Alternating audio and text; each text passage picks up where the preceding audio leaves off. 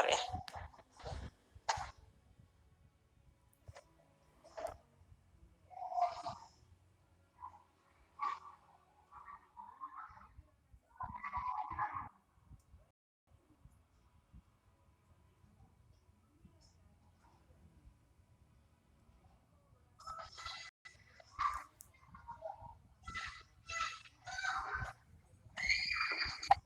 Nah, di uretra ini karena laki-laki panjang itu ada bagian uretra yang di daerah prostat ya. Kalau kita lihat ini uretra ini di sini ini pars prostata ya.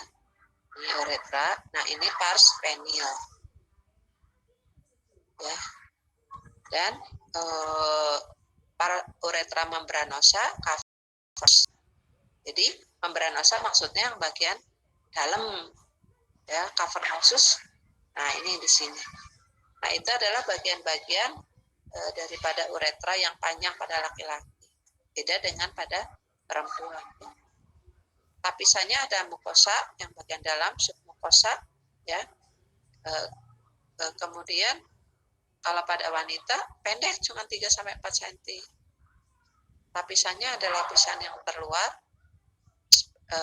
dan bagian spongiosa, lapisan dalam, dan uretra pada wanita terletak di sebelah atas orificium vagina. Jadi yang harus Anda perhatikan adalah uretra pada wanita, ya, jangan sampai ketukar, terutama pada saat memasang kateter pada anak-anak ya. Pada anak-anak itu uretranya dengan vagina itu sama, ya, diameternya sama. Sulit untuk diidentifikasi, tapi Anda pastikan dari atas, yang atas untuk uretra, jadi ada 2 lubang di situ. Lubang yang atas adalah uretra, lubang yang bawah adalah vagina. Ya, yang paling penting Anda harus paham. Nah, itu untuk anatomi. Ada yang ingin bertanya untuk anatomi? Kemudian kita lanjut ke fisiologi.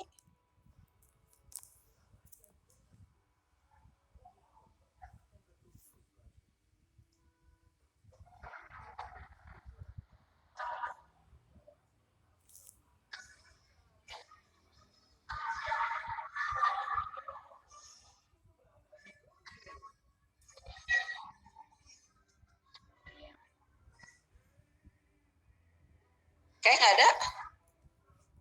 Kalau nggak ada, Ibu lanjut ke fisiologi. Fisiologi ginjal terutama ya, karena yang lain-lain itu hanya untuk menampung atau untuk saluran, tapi kalau ginjal itu untuk menyaring. Jadi ginjal itu akan mempertahankan kestabilan lingkungan dalam tubuh atau homeostatis itu dipertahankan oleh ginjal. Apa yang distabilkan? Pertama adalah elektrolit, kemudian asam basa, ya, kemudian reabsorpsi selektif air, elektrolit, serta mengekskresi komponennya sebagai urin. Nah, kemudian dia mengekskresikan daripada sampah. Apa aja sampahnya? Ada ureum, kreatinin, asam urat, dan zat-zat asing yang kita tidak perlukan. Contoh ya, kalau misalkan Anda makan buah naga kan merah. Nah, merah dari buah naga itu tidak digunakan oleh tubuh. Maka dia akan dikeluarkan melalui urin. Karena itu merupakan zat asing. Tapi zat asing yang tidak membahayakan. Jadi dia akan keluar. Nah, itulah fungsi daripada ginjal. Selain itu, dia mempunyai fungsi non-ekskresi. Non-ekskresi adalah mensekresi apa? Hormon renin untuk mempertahankan tekanan darah, pengaktifan vitamin D ya untuk mengatur metabolisme kalsium dan menghasilkan eritropoietin untuk sintesis sel-sel darah. Nah, sekarang kita mencoba untuk membahas tentang unit fungsional ya. Unit fungsional ginjal adalah nefron. bagaimana sih dia kerjanya sehingga bisa melakukan proses filtrasi daripada plasma ya. Jadi nefron kita ada sekitar 1 sampai 1,4 ya setiap ginjal, atau kedua ginjal berarti sekitar 2 sampai 2,5 juta. Nah, nefron adalah tadi dari mulai kapsula Bowman, kemudian ada rumbe glomerulus, tubulus proximal, ansa Henle, tubulus distal, dan ductus pengumpul. Nah, itu adalah dinamakan satu nefron, ya satu struktur. Nah, dari yang tadi nefronnya itu 1 juta, kalau dia masih atau 2 juta kalau untuk 2 ginjal, kalau dia masih mempunyai 1% saja yang berperan, itu atau sekitar cuma 20.000 nefron dari 2 juta, itu seseorang masih bisa hidup. Tapi sudah sangat berat. Kemudian ada struktur yang dinamakan corpusculus ginjal. Jadi kalau corpusculus ginjal itu dari mulai kapsula Bowman dan rumbe kapiler. Nah, di kapsula Bowman dan rumbe kapiler inilah peran ginjal untuk melakukan ultrafiltrasi. Tadi sudah disebutkan bahwa yang melakukan ultrafiltrasi atau yang melakukan penyaringan sebetulnya hanya tiga lapisan tadi. Karena kapsula Bowman itu terdiri dari sel parietal yang bagian luar, bagian dalam itu sel epitel visceral. Nah, inilah yang akan melakukan proses filtrasi, ya, ditambah membran basalis glomerulus tadi, ya, kemudian sel-sel endotel dari kapiler glomerulus. Jadi setiap pembuluh-pembuluh darah kecil-kecil itu mempunyai sel endotel, dan dialah yang melakukan proses ultrafiltrasi bersama-sama dengan membran basalis glomerulus dan epitel visceral glomerulus. Nah, kalau ini ketiga lapisan ini rusak pada nefron, maka proses ultrafiltrasinya menjadi tidak bisa dilakukan. Namun biasanya nggak masalah karena nefron masih banyak gitu. Kalau yang rusak satu ya bisa digantikan oleh yang lain karena fungsinya sama. Kemudian aparatus juxtaglomerulus, di mana aparatus juxtaglomerulus itu adalah di dinding arteriol aferen, dan dia mengeluarkan hormon renin dan renin untuk pengaturan tekanan darah. Nah, yang mengatur tekanan darah itu sebetulnya ada 2 teori penting untuk mengeluarkan renin. Yang satu adalah sel-sel juxtaglomerulus sebagai baroreseptor. Jadi kalau tekanan darah turun, maka sensor tekanan akan mendapatkan info sehingga renin dikeluarkan. Atau di makula densa, di mana itu di tubulus distal sebagai kemoreseptor. Contohnya misalkan natrium nggak ada, natrium sedikit, ya, sehingga renin akan dikeluarkan. Bagaimana sih proses kerja renin? Jadi renin ada angiotensinogen, ini dikeluarkan oleh hepar, ya, kemudian akan terbentuk angiotensinogen 1. Angiotensinogen 1 itu ada sel converting dari paru-paru yang akan merubah angiotensinogen 1 menjadi angiotensinogen 2. Kalau angiotensinogen 2 terbentuk, maka pembuluh darah akan vasokonstriksi, kemudian kelenjar suprarenal akan mengeluarkan hormon aldosteron. Nah, hormon aldosteron itu akan menahan air dan menahan natrium, sehingga terjadi peningkatan volume cairan, sehingga tekanan akan meningkat. Nah, kalau vasokonstriksi, maka pembuluh darah akan menciut, sehingga dengan plasma atau darah yang sedikit bisa meningkatkan tekanan darah. Itulah kira-kira kerja renin. Nah, fungsi utama ginjal ini pertama adalah mempertahankan osmolalitas. Osmolalitas itu sekitar 285 miliosmol, ya, dengan mengubah-ubah ekskresi air. Jadi kalau misalkan darahnya encer, ya darahnya encer, maka ekskresi urinnya akan lebih banyak, ya. Tapi kalau darahnya pekat, maka ekskresi urinnya akan nah itulah kerja daripada ginjal, ya. Kemudian mempertahankan juga daripada nilai daripada elektrolit plasma selalu dalam rentang normal. Jadi natrium 135 sampai 145 itu akan tetap seperti itu. Kalau kelebihan, keluarkan melalui urin. Kalau kekurangan, ditahan. Jadi kalau misalkan seseorang tidak mengkonsumsi garam dalam makanannya, nanti urinnya tuh nggak akan mengeluarkan garam atau tidak asin.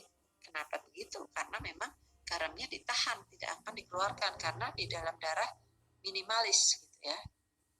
Nah, juga mempertahankan pH plasma, ya, untuk dipertahankan di 7,35 sampai 7,45 atau sekitar 7,4 dengan cara mengeluarkan kelebihan hidrogen, ya, dengan membentuk asam karbonat.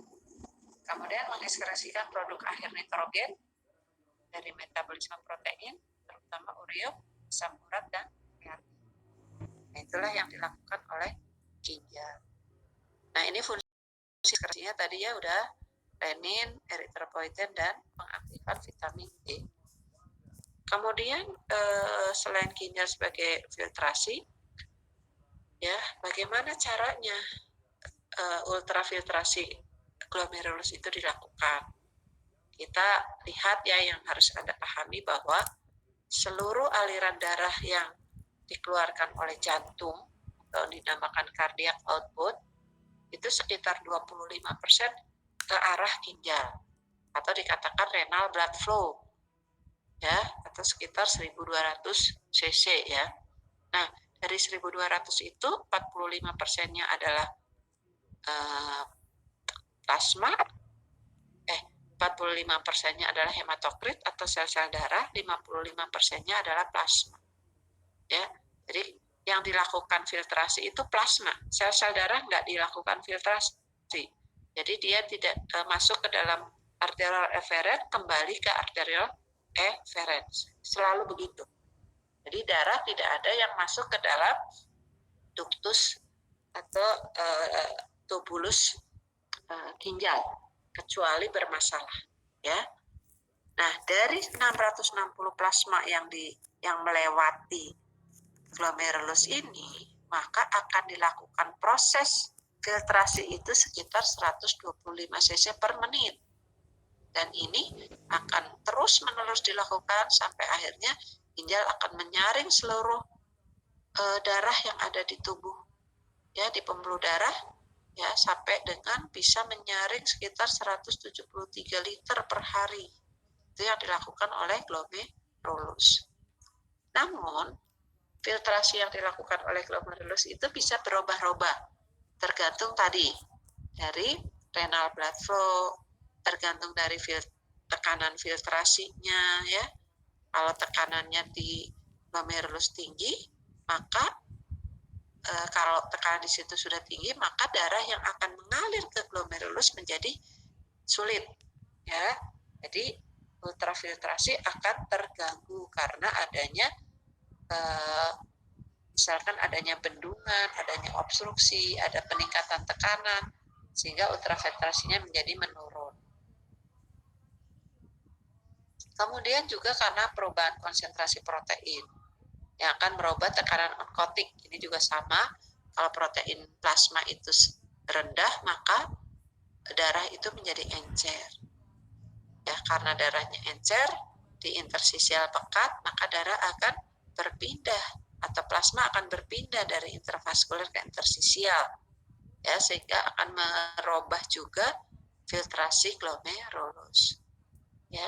Atau karena permukaan filtrasinya berkurang, glomerulusnya banyak yang rusak, ya, nefronnya banyak yang mati, ya, permeabilitas membran filtrasi berkurang, dan karena berbagai penyakit ginjal itu juga akan mempengaruhi tadi ultrafiltrasi glomerulus yang seharusnya 120 cc per menit.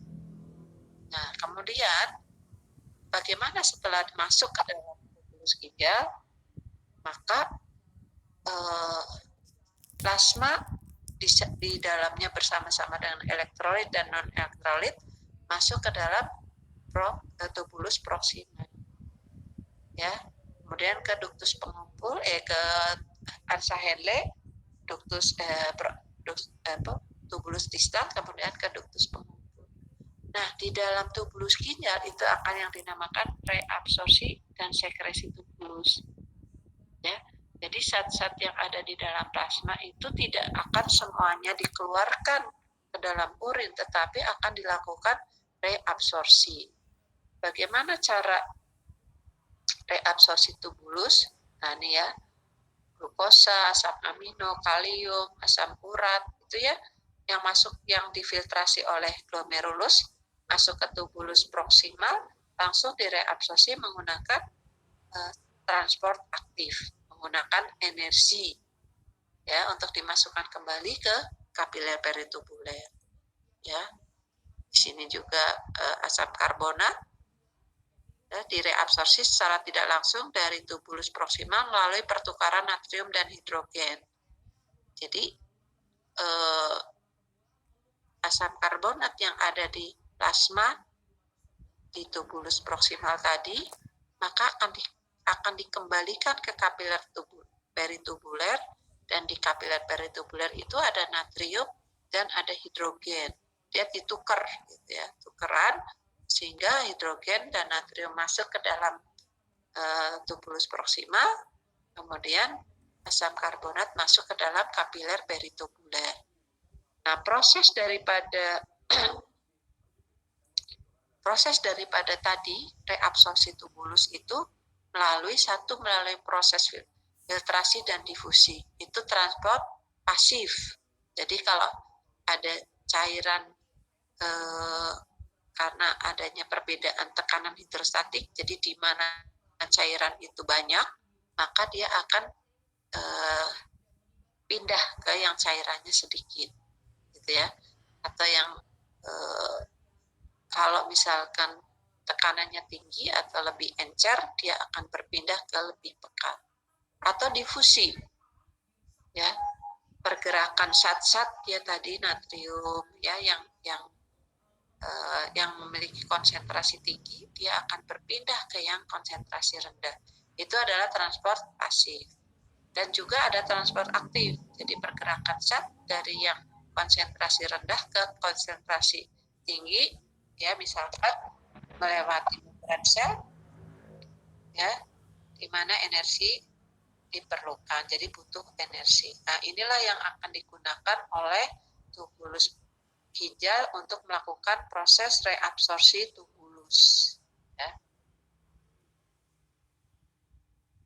Nah, kemudian ginjal juga tubuh memiliki proses untuk menyeimbangkan keasaman, ya, asam basa. Jadi ada proses keseimbangan asam basa itu, yang pertama adalah ada 3 di darah, ya. Ada 3 buffer asam basa di darah. Ada buffer bikarbonat. Jadi kalau ada asam, maka ada karbonat, misalkan bergabung dengan natrium, HCl dan NaHCO3 menjadi H2CO3 dan NaCl. NaCl itu kebanyakan garam akan keluar melalui urin. HCO3 nanti bisa didisosiasi menjadi H2O plus CO2. H2O akan keluar juga melalui urin, CO2 akan keluar melalui pernafasan. Nah, ini adalah buffer bikarbonat. Ada buffer fosfat. Buffer fosfat itu biasanya digunakan untuk keseimbangan asam basa di dalam sel. Karena fosfat itu lebih banyak kandungannya di dalam intrasel, ya. Jadi garam fosfat yang dibentuk dengan menukar natrium dengan ion hidrogen di dalam konversi basa natrium fosfat. Dan ini menjadi asam natrium fosfat. Kemudian ada juga buffer protein, ya. Ini paling sering digunakan dan bekerja hampir sama dengan buffer bikarbonat. Jadi protein yang terdiri dari asam amino satu sama lain saling berhubungan berhubungan dengan ikatan peptida dan asam amino tersebut mempunyai ujung-ujung asam bebas berfungsi sebagai asam basa lemah. Contoh adalah HB ya. HB, HBO itu juga merupakan buffer ya untuk mengikat oksigen supaya oksigen tidak menjadi lepas sendiri yang bisa menjadi radikal bebas. Nah, ini keseimbangan asam basa dari paru-paru. Jadi tadi apabila pH-nya asam ya atau asidosis, bagaimana cara meningkatkan pH, yaitu dengan cara menurunkan konsentrasi CO2. Caranya adalah dengan hiperventilasi, bernafas lebih cepat, ya, sehingga CO2 menurun, maka pH akan lebih tinggi. Dan sebaliknya, apabila pH-nya rendah, maka cara meningkatkan konsentrasi CO2 dengan cara hipoventilasi, dengan cara bernafas pelan, ya, sehingga CO2 tidak banyak keluar. Kemudian keseimbangan asam basa oleh ginjal tadi ya, bahwa ginjal akan menyerap kembali atau mereabsorpsi karbonat dengan bergabung dengan natrium. Jadi tadi piknat yang keluar melalui tubulus dia akan ditukar dengan natrium. Ya, dia juga bisa berikatan dengan NaHCO3, kemudian diserap kembali oleh plasma sehingga HCO3-nya ditahan. Atau tukeran, kalau di dalam tubuhnya, di dalam darahnya banyak natrium, maka HCO3 yang keluar ke tubulus ginjal ditukar.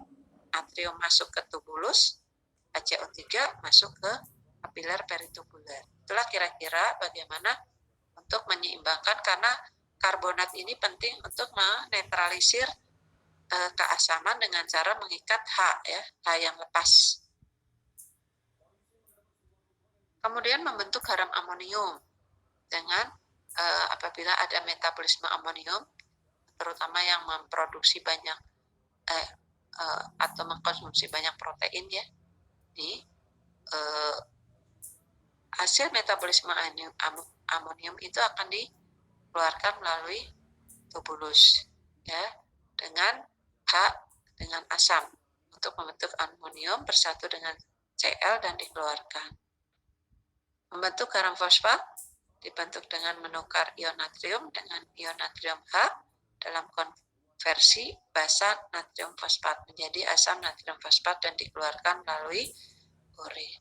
Nah, itu adalah fungsi daripada ginjal dan tubulus. Nah, sekarang ureter fungsinya hanya sebagai penyalur atau menyalurkan urin, kandungi fungsinya hanya sebagai menampung urin, setelah penuh nanti dikeluarkan.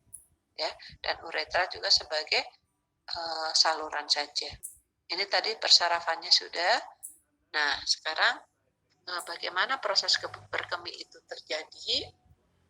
Jadi urin tadi yang dihasilkan oleh proses filtrasi glomerulus ya dari plasma yang disaring oleh glomerulus, maka akan terbentuklah urin 1-2 cc per kilogram berat badan per jam ya, dan itu akan masuk ke dalam kandung kemih ya, setiap jam masuk segitu 2 cc kali 50 kilo berarti 100 cc setiap jam berkumpul. Nanti begitu banyak, maka kandung kemih yang penuh itu, kandung kemih mempunyai reseptor renggang ya, dan impulsnya akan dikirimkan ke spinal cord tadi ya. Spinal cord itu dia untuk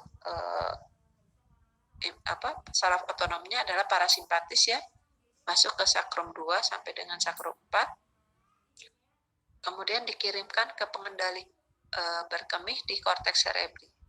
Kemudian apabila saatnya sudah sesuai, maka otak mengirim impuls ke spinal cord, akan terjadi perangsangan daripada saraf parasimpatis, kemudian musculus destrusor kandung kemih itu terangsang, sphincter uretra internal terbuka atau relaksasi, kemudian kontraksi musculus destrusor dan relaksasi sphincter internal. Kemudian apabila tempatnya sudah sesuai, maka urin akan dikeluarkan dengan cara melakukan kontraksi daripada kandung kemih. Sphincter eksternal akan relaksasi, urin keluar. Itulah cara berkemih. Ada yang ingin ditanyakan untuk sistem perkemihan?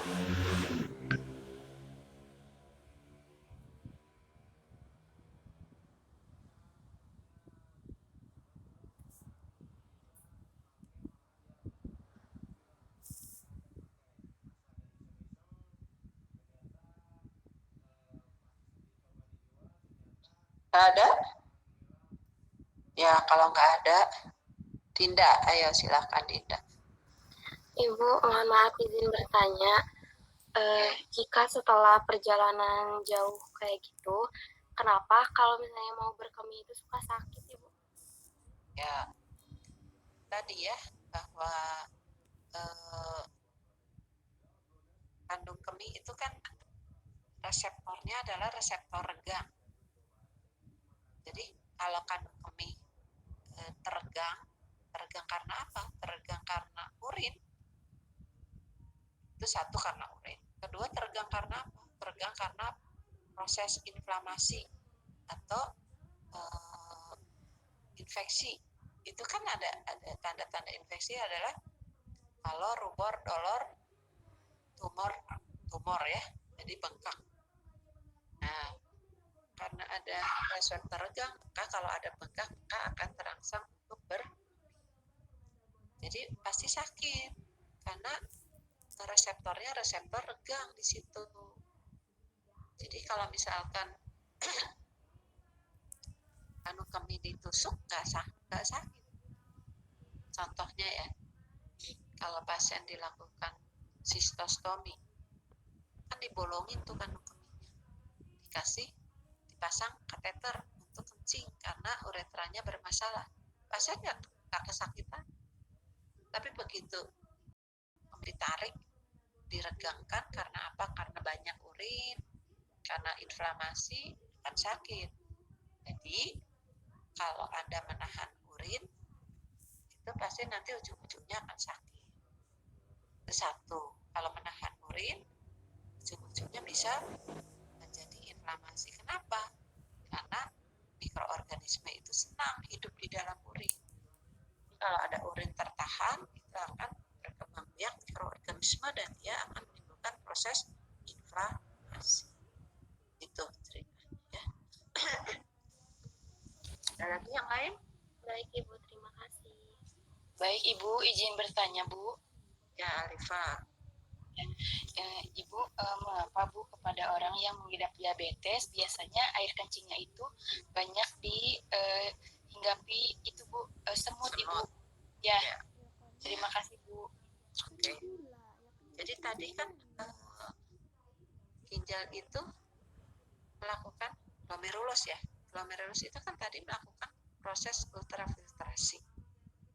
Ya, ultrafiltrasi tadi di dalam reabsorpsi tubulus. Reabsorpsi tubulus itu baik elektrolit, non elektrolit itu apa? Protein. Karena kan di dalam plasma itu pasti ada glukosa, ada protein. Itu non elektrolit namanya. Kalau elektrolit itu natrium, kalium, kalsium, fosfat, itu elektrolit ya.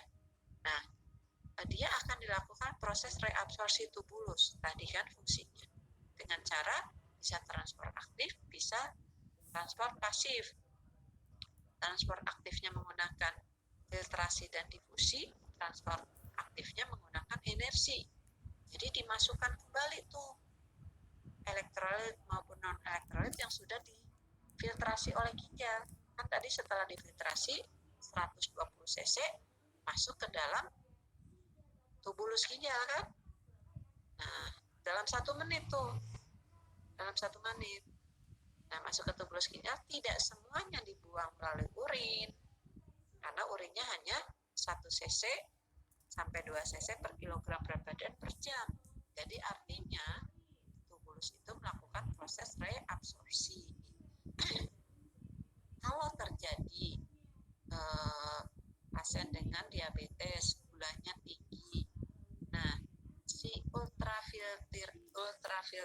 glomerulusnya itu melampaui batas ambangnya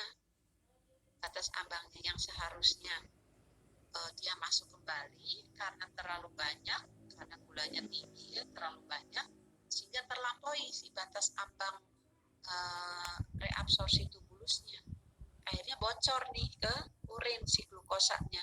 Bukan hanya glukosa, kadang juga protein ikut bocor gitu, sehingga proteinnya banyak hilang gitu ya. Pada penyakit-penyakit misalkan nefrotik sindrom, glomerulonefritis itu terjadi ambang reabsorpsi tubulus itu terlampaui, yang seharusnya dia masuk ternyata kandungannya di situ atau permeabilitas membrannya itu, biasanya permeabilitas membran kapiler glomerulusnya itu terlalu besar sehingga lolos. Nah, itulah yang menimbulkan gulanya juga bocor ke urin, proteinnya kadang bocor ke urin. Karena tadi ya, pertama adalah kerusakan pada glomerulus, misalkan permeabilitas membran basalis glomerulus, sel endotel kapiler glomerulus, dan lapisan visceral glomerulusnya itu nggak bagus, jadi loros. Yang kedua, filtrasinya satu lagi adalah tubulus. Reabsorpsi tubulusnya juga nggak bagus, sehingga si ambangnya terlampaui, ya, sehingga harusnya dia masuk lagi, dia bludak gitu istilahnya. Jadi ternyata jadi tumpah ke urin. Nah, itulah yang menimbulkan pasien diabetes terjadi kandungan glukosa dalam urin yang harusnya 0 menjadi banyak, makanya dirubung semut ya gitu kira. Baik Ibu, terima kasih Bu. Lagi yang lain? Mohon maaf Ibu, izin bertanya. Oke, Siti, silahkan. Kenapa Ibu ya kalau misalkan di cuaca hujan atau cuaca dingin kita tuh sering pengen buang air kecil terus? Kenapa ya Bu? Ya, jadi itu sebetulnya apa sih namanya, sifat fisika ya. Kalau misalkan benda dipanaskan akan melebar atau memuai, ya kan gitu ya. Kalau didinginkan akan mengkerut, gitu kan. Nah, pembuluh darah juga sama. Pembuluh darah kalau kedinginan, kalau tubuh kita kedinginan, bukan hanya pembuluh darah, kulit kita juga akan vasokonstriksi. Vasokonstriksi itu menciut, ya. Tujuannya adalah supaya ya tidak ada penguapan. Kalau sudah dingin terjadi penguapan kan menjadi banyak hilang si cairan, ya, sehingga dia karena dingin maka dia akan vasokonstriksi. Nah, kalau vasokonstriksi misalkan volume pembuluh darah bisa cukup untuk 5.000 cc, ya, sirkulasi itu kan sekitar 5.000 cc.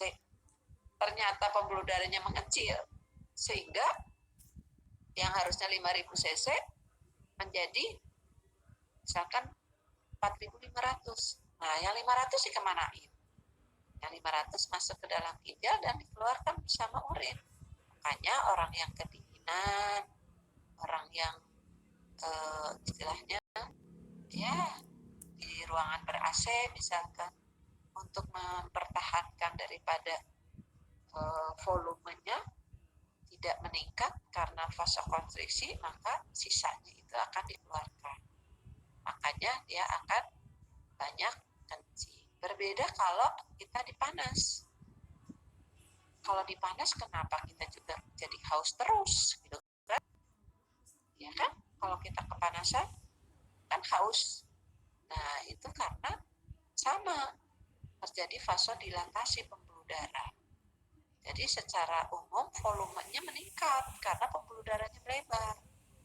Ya, coba Anda pernah ya, kalau Anda pernah mengalami ya, Anda berenang atau berendam di air panas. Nggak boleh boleh tuh, di situ ada aturannya. Tidak boleh lebih dari sekian menit, gitu kan? Nah, karena itu terjadi vasodilatasi. Kalau misalkan diameter pembuluh darah awalnya 1 mm, kemudian berubah karena panas dia berubah menjadi 1,1. Nah, yang 0,1 mili itu harus diisi air. Kalau dia nggak diisi air, pembuluh darahnya kosong. Itulah yang akan menimbulkan yang seperti seolah-olah dia hipovolemik. Padahal dia nggak hipovolemik, tetapi karena pembuluh darahnya melebar, maka tubuh mengenalnya sebagai hipovolemik. Akhirnya apa? Tekanan darahnya turun. Sehingga harus diisi dulu, diisi air banyak supaya penuh nih pembuluh darahnya. Nah, nanti kalau dia sudah tidak kepanasan, dia menciut lagi, air yang tadi diminum banyak akan dikeluarkan melalui urin. Dia akan banyak kencing gitu. Ya. Oke, Fitria silakan. Terima kasih Ibu. Ya. Ibu, mohon maaf izin bertanya. Ya.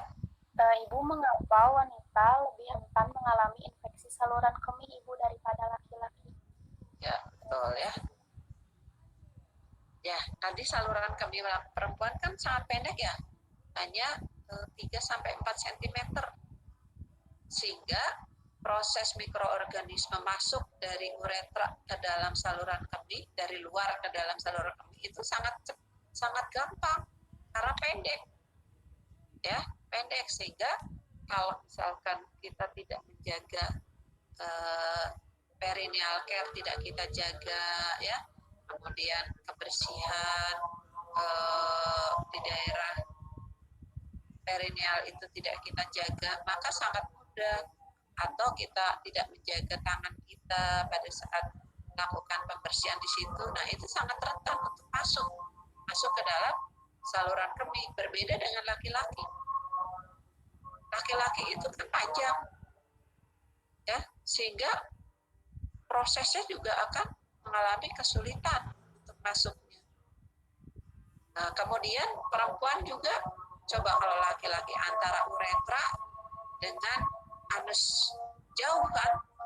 Nah, perempuan uretra, vagina, anus itu hanya berapa senti jaraknya. Sehingga kalau misalkan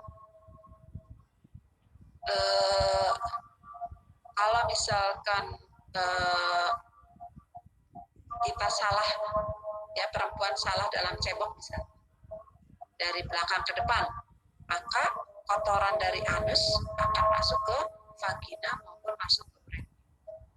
Sehingga itulah yang menjadikan penyebab rentan terjadi infeksi saluran kemih bawah pada perempuan, terutama anak kecil. Jadi jangan anggap bahwa infeksi saluran kemih itu hanya terjadi pada perempuan dewasa. Enggak, anak kecil justru